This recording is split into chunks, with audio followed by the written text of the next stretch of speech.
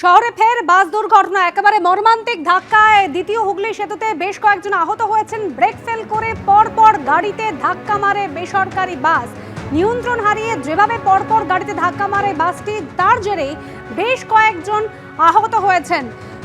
ফের দুর্ঘটনা শহরে, বা নিয়ন্ত্রণ হারিয়ে একটি বাস, বেসরকারি বাস ধাক্কা মারলো আরেকটি বাসে। বেশ কয়েকজন আহত হয়েছেন ঘটনার জেরে।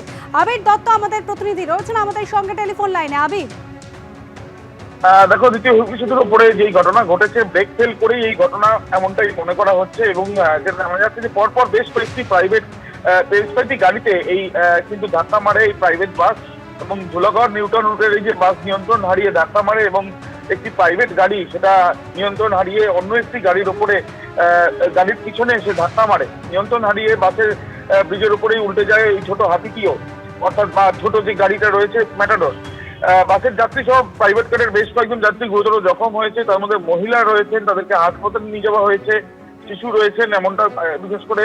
এবং তার সঙ্গে সঙ্গে এই ঘটনার পর ঘটনাস্থলে পুলিশ যায় এবং যারা আহত তাদেরকে হাসপাতালে নিয়ে যাওয়া হয়েছে।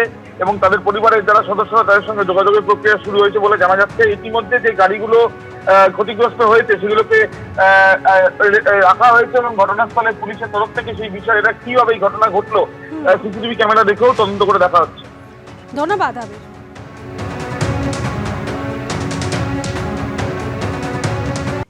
পথে ত্রিপল টাঙিয়ে সরস্বতী বন্দনা, পথেই প্রসাদ বিলি।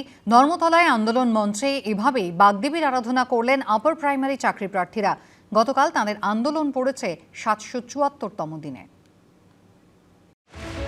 সরস্বতী পুজো, এই দিনটা তাদের জন্য অনেকটাই আলাদা হতে পারত। স্কুলে ব্যস্ততা, প্রসাদ বিতরণ পড়ুয়াদের মাঝে কাটানোর কথা ছিল। সেই জায়গায় এইভাবে বাণী বন্দনা করতে হচ্ছে খোলা রাস্তায় ত্রিপল পেতে। ধর্মতলায় আন্দোলন মঞ্চে এভাবেই বাগদেবীর আরাধনার আয়োজন করেছেন আপার প্রাইমারি চাকরি প্রার্থীরা। 1898 প্রার্থী চাকরি সুনিশ্চিত করতে হবে, সেই বিষয়ে রাজ্যের মাননীয় মুখ্যমন্ত্রী তিনবারের ঘোষণা রয়েছেন, 16 সাল, 21 সাল এবং 23 সাল। এবং শিক্ষা দপ্তর এখনও সেভাবে অগ্রগতি ভূমিকা পালন সেভাবে আমরা সক্রিয়তা দেখতে পাচ্ছি না। তাই আজকে সরস্বতী পূজার দিনে, আজকে যেখানে আমার থাকার কথা ছিল বিদ্যালয়, সেই জায়গা থেকে আজকে রাজপথে আমাদেরকে মা সরস্বতী আরাধনা করতে হচ্ছে। আমরা এখানে এই কামনা করি, আমরা যেন রাজপথে নয়, বিদ্যালয় নিজ যোগ্যতা মেধা অনুসারে মা সরস্বতী আরাধনা অর্থাৎ বিদ্যালাভ, শিক্ষাগত যত অর্জন, আজকে আমরা এইভাবে দীর্ঘদিন বঞ্চনা রয়েছি, সেখানে আদালতের নির্দেশে নিয়োগ প্রক্রিয়া চলছে, সেটা অবিলম্বে সম্পন্ন করা যেন হয়। চাকরির দাবিতে মাতঙ্গিনী মূর্তির নিচে আন্দোলন করছেন আপার প্রাইমারি চাকরি প্রার্থীরা। আন্দোলনকারীদের দাবি, হাইকোর্ট নির্দেশ দিয়েছিল 14,052টি শূন্য পদ পূরণ করতে হবে।